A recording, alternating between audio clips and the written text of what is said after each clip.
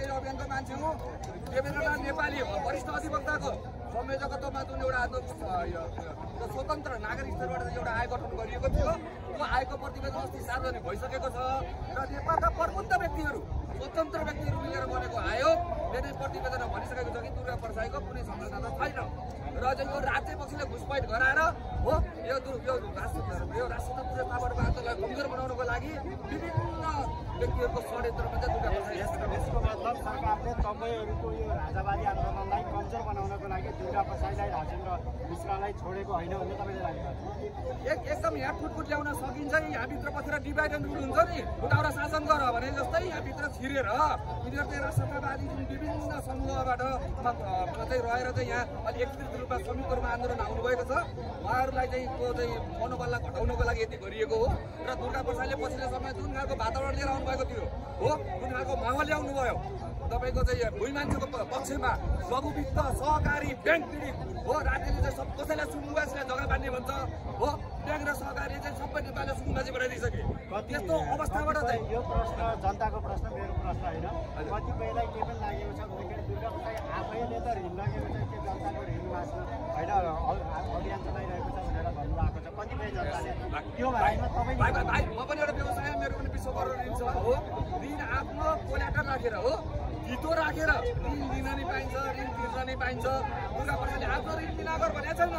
20 लाखभन्दा मुनि ऋण लिन गर्दाखेरि दुर्गा परसाईको त्यो क्याटेगोरीमा पर्छन् पर्दैनन्, म पनि पर्दैन भाइ।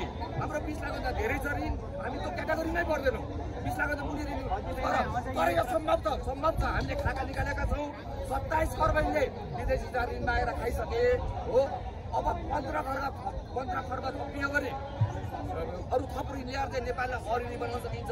20 लाखभन्दा मुनिका यदि त्यसो गरियो भने 5 लाख रुपियाँ 2 लाख ऋण लाग्छ, एउटा मान्छे झोला गरेर बित्दै जान्छ हो। यहाँ चाहिँ तिर्न सकिँदैन भनेर त्यसले ती जनताले नेपालमै राखेर काम लगाउन सकियो भने राज्य चाहनु किन सक्दैन भनेपछि तपाईँको यो अभियान जो तपाईँ खासमा यहाँ राजावादी आन्दोलनमा राजा ल्याउनुपर्छ भनेर आउनुभयो कि दुर्गा परसाईलाई रिहा गर्नुपर्छ होइन?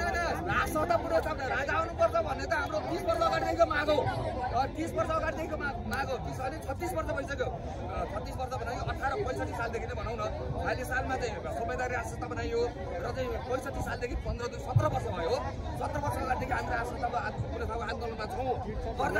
तर सवाल के हो भने त्यहाँभित्र पनि आन्दोलनको दौरानमा जुन चाहिँ एउटा तपाईँको प्रतिशोधका कारणले, कुण्ठाका कारणले हो, बदला लिने हिसाबले एउटा नागरिकको रक्षाको लागि भुइँ मान्छेको आवाज बनेर दुर्गा परसाईलाई जसरी धर्मगढ गरेर अहिले हिरासतमा राखिएको छ, यो अन्यायपूर्ण कदम हो।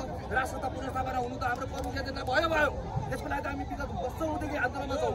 तर दुर्गा परसाईलाई विगत डेढ दुई महिना अगाडिदेखि जसरी थुनामा राखिएको छ, उहाँलाई चाहिँ थुनामुक्त गरिनुपर्छ किनकि उहाँलाई पुग्नुपर्ने कुनै पनि कारण देखिँदैन। मेरो प्रश्न यो हजुरलाई, हजुरले राजा शासन पनि भोग्नुभएको मान्छे, हजुर 63-63मै राजतन्त्र अन्त्य भयो, राजतन्त्र पनि भोग्नुभयो, हजुरले गणतन्त्र पनि भोगिराख्नु भएको छ।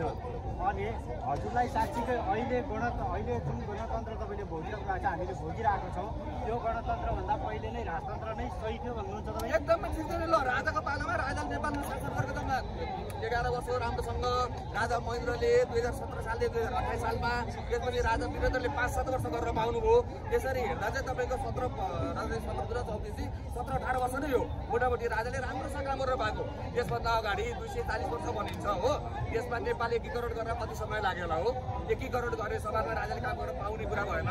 104 वर्षसम्म राणा शासनले चाहिँ राजालाई खोपीमा राख्यो, त्यति बेला पनि राजाले काम गरेर पाउने कुरा भएन।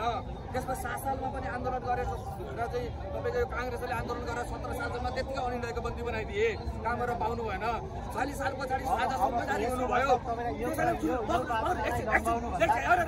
एकछिन कुरा सुन्नु। जम्मा 15 वर्ष राजतन्त्रले काम गर्दा यो देशमा 60वटा भन्दा बढी उद्योग खुले हो। 60वटा उद्योग भनेको यति ठुला क्षमताका थिए। 15 वर्षमै 60 यत्रो कल कारखाना यही 15 वर्षकै अन्तरालमा खुल्यो भनेर भन्नुभयो तपाईँ? त्यो 15 वर्षले 2017 सालदेखि 2035 सालसम्मको हिस्ट्री हेर्नुहोस् न। 2017 साल जति सक्रिय राजतन्त्र थियो नि, गोरखाली टायर हेर्नु, जुट मिल हेर्नु, चिनी कारखाना हेर्नु, राजा पुनर्स्थापना भयो भने यदि राजा आइ नै हाल्नु भयो भने हाम्रो प्रदेशमा बेचेको जनता नेपालमा आउनुहुन्छ, अनि जति पनि भ्रष्टाचारीहरू हुनुहुन्छ उहाँलाई चाहिँ जेलमा ठासिन्छ होइन? अनि हरेक नेपाली जनताले चाहिँ उहाँहरूको फन्डामेन्टल राइट पाउनुहुन्छ यो कुरामा तपाईँहरू कन्फर्म हजुर पाएका थियो आजभन्दा धेरै राम्रो थियो हामी राजाको पालामा अहिले मागेर खाने भएको छ भाइ हामी विदेशीलाई डोनेसन मागेर खान्छौँ हो राजाको पालामा विदेशीलाई कसैलाई गाह्रो पर्यो भने गाईको आपद विपद पर्यो भने नेपालले खाद्यान्न दिएर सहयोग गर्थ्यो दक्षिण कोरियालाई पनि सहयोग गरेको छ इतिहास हेर्नुहोस् हिजोको विगतलाई हिजो राज संस्थाको पालामा हामी अर्कालाई दिन सक्ने त्यसरी दिन सक्ने हालतमा थियौँ आज माग्दै रहेछ नि कहिले एमसिसीको नाममा माग्छन् कहिले बिआरआईको नाममा माग्छन् कति दिन मागेर पाल्ने हो